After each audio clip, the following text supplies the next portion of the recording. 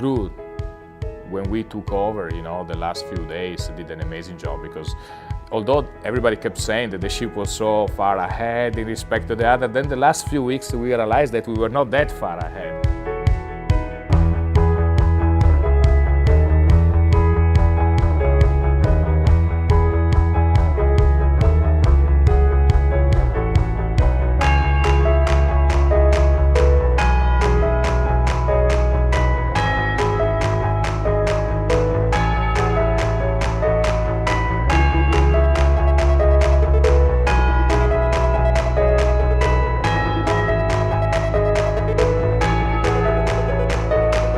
So of course Fincantieri has started to work night shift and everything, but I think that we were the first one as well to get paying passenger the day after delivering. It never happened before, so we had a double challenge on ourselves.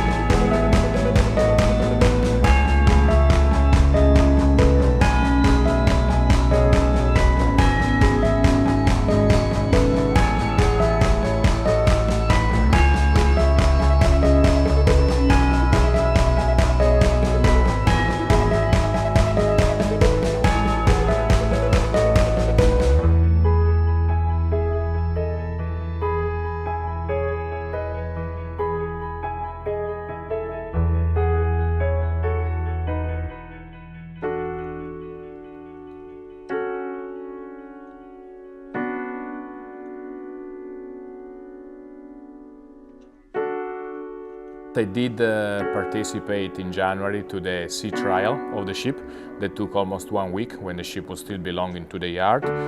The sea trial is a part of test that the ship has to undergo without, of course, a passenger on board, where you can do all those things that make sure the ship is seaworthy. So we did a full speed test, and then when we were full speed, we put a rather hard over. We see how much we heal. And she's amazing. She's like a Navy ship. She only heals 6 degrees compared to many of the other vessels, which they go over to 18, 19. So she's very good. Her stability is amazing. Then we did a crash stop test when we actually, from full speed ahead, 22.5 knots, we take the throttle to full astern. Just to get a comparison of like you drive your car 100 km per hour and you hit the brake to see how fast can you stop. So we did that test. We did it a couple of times and she behaved amazingly. She stopped in less than 1,000 meters, which sounds quite a lot, but if you consider that we're moving a town, to stop a town with that momentum is quite heavy. So we did all those tests and she performed very well on all those tests. So we did that in January, and then I came in the yard 24 days before delivery.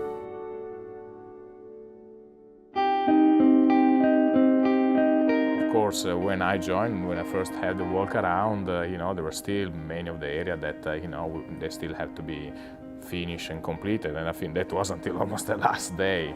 And then the biggest challenge for the crew was, of course, to get the ship ready.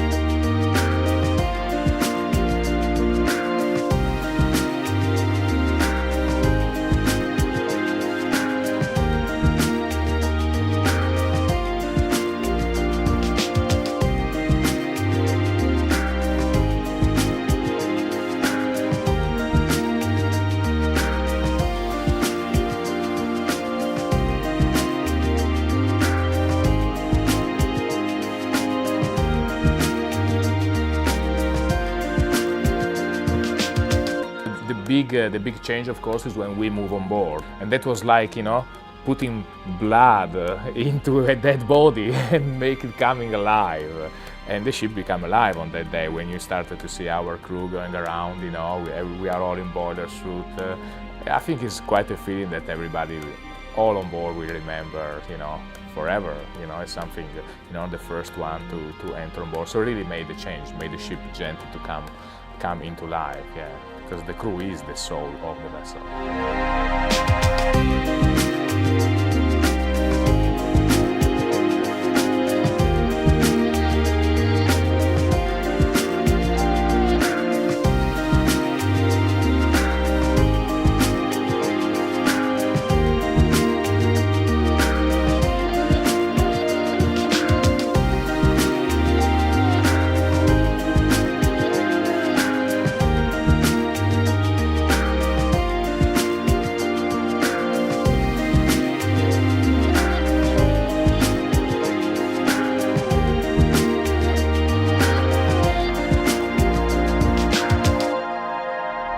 I mean, for me to take a new ship from Monfalcone, which is, you know, 20 minutes drive from Trieste, where they have been building ship for over 100 years, was not only an honor because, of course, taking the ship, but it was a big pride because I am from Trieste.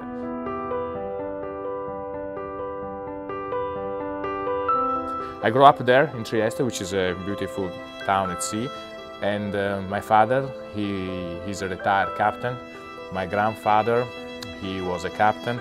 My great-grandfather, he was a captain. He used to own a small toll ship and used to take cargo and 14 passengers around the Northern Adriatic Sea.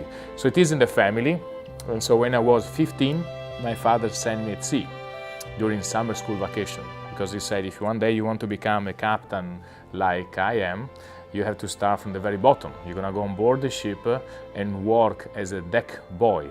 Now the deck boy on board is the junior of the deck department, so he worked with the bosun. So end up to do all of the smallest and nastiest job you have on board, which is painting, scraping rust and all these things. So I did that. And when I arrived on board, not only I was working with the bosun, I had to help the cook in the galley as well, which was quite a big surprise because until then, you know, I was a normal kid, being at home, going to school, you know, and enjoying my lunch that Mama was preparing. So it's quite a shock helping the cook. We had about 40 crew members on board, and of course part of my duty was washing the dishes. When there was no dishwasher, and it's amazing how many plates and pots only 40 people can use. So this is one of the things that I do when I walk around the vessel. I pass down and I told the dishwasher, you know, our guys that work down there, they work very hard. So, you know, I was doing this job 35 years ago. So they look at me like I come from a different planet.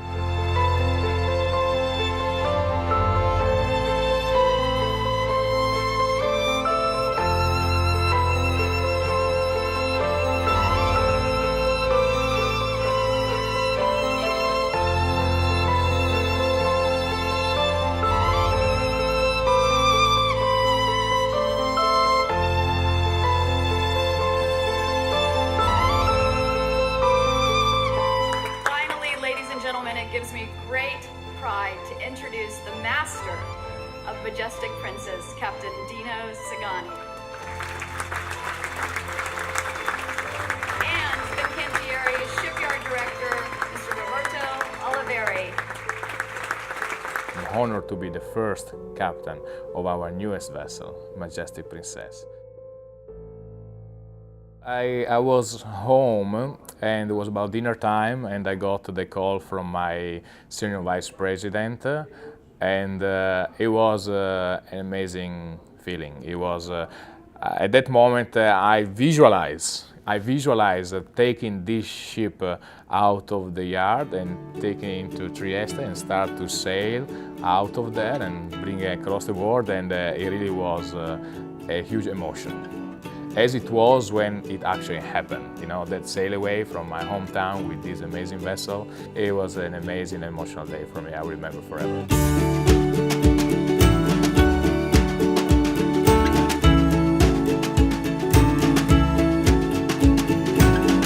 Well, we didn't plan, all of that the city did it for us. So I got this invite a few weeks before from the mayor of the city to receive the flag and the key of the city to be taken on board the vessel and then to sail it out of there for the water we were going to sail. So in the morning, together with our president, our CEO, we all went to the mayor office and I received this flag, which I hoist down on the port outer yam of the main mast. And then they organized all of these fireworks, and I think they say about 10,000 people came down to see us leaving there, which is quite amazing if you consider that it wasn't something pre-organized by us, but was just people knew that it was going to happen.